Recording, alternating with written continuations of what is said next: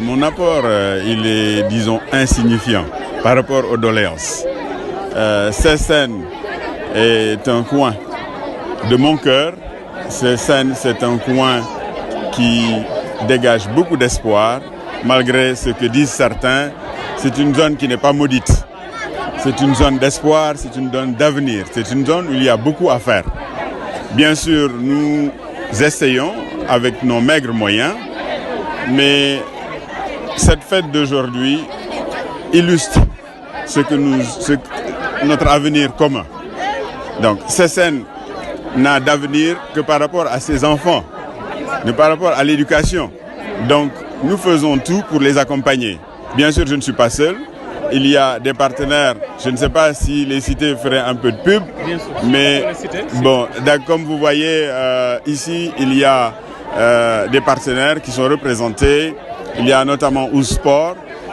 Ce sont des gens qui viennent pour installer un complexe sportif avec des ambitions de faire un stade, une piscine olympique, plus un hôtel. Donc c'est des partenaires. Et venus ici à Sessène, je les invite à participer au développement de la communauté, notamment à résoudre quelques problèmes liés à l'école ou au CM de Sessène. Il y a aussi la pharmacie de la commune avec Dr Bass qui ne cesse de travailler pour l'émergence de cette commune. Il y a aussi une famille qui travaille avec NMA Sanders, c'est mes voisins, nous sommes mitoyens, mais ils font beaucoup d'efforts pour appuyer Sessène. Alors cet événement, pour certains, est un petit événement, mais pour nous, il n'est pas négligeable.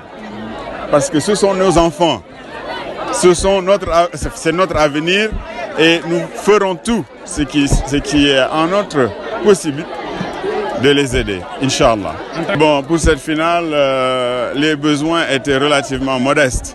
C'était des jeux de maillot, c'était des coupes pour un trophée, c'était des enveloppes, c'était de la boisson. Vraiment, c'est des besoins modestes.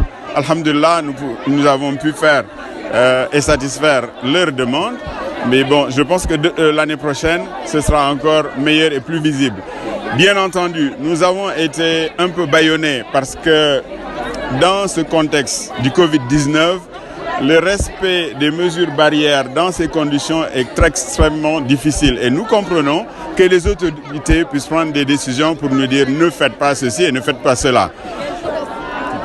Raison pour laquelle la culture n'a pas été exploitée. Mais c'est un élément extrêmement important, surtout dans le pays sérère. C'est là où vraiment on aurait pu exploiter la culture.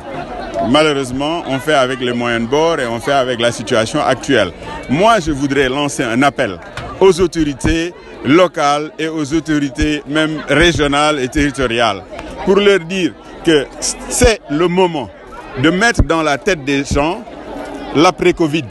On ne peut pas vivre cette psychose. Bien entendu, on respecte les mesures barrières, mais il faut regarder l'avant. Nous sommes dans une perspective où les gens doivent travailler.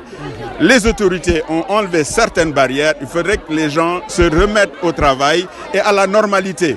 Et ça commence par la culture. Laissons les enfants animer cette ville. Il n'y a pas d'animation depuis plus d'1 an. Il ne se passe absolument rien. C'est une zone où les enfants, les parents, les âgés, les moins âgés sont amoureux de la lutte.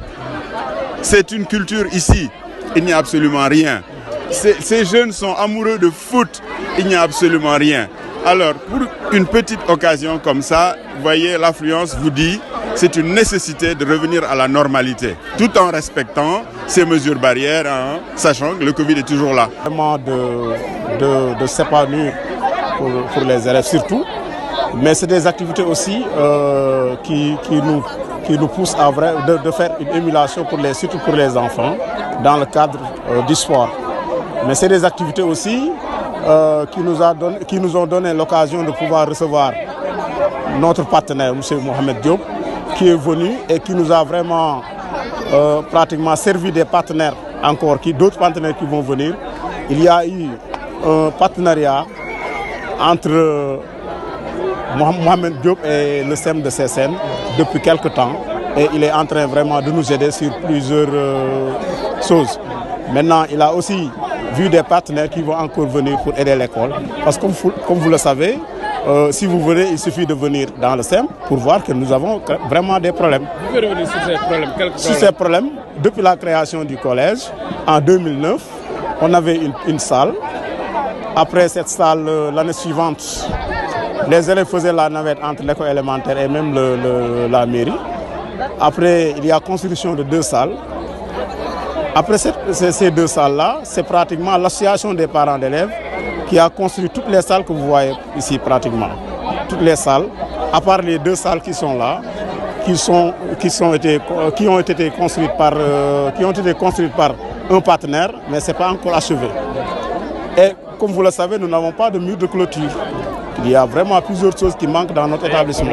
Il y a problème quand même. Bien vrai que l'association des parents d'élèves, ils sont en train de faire beaucoup de... les parents d'élèves, ils sont en train de faire beaucoup de choses, mais quand même, ça reste quand même.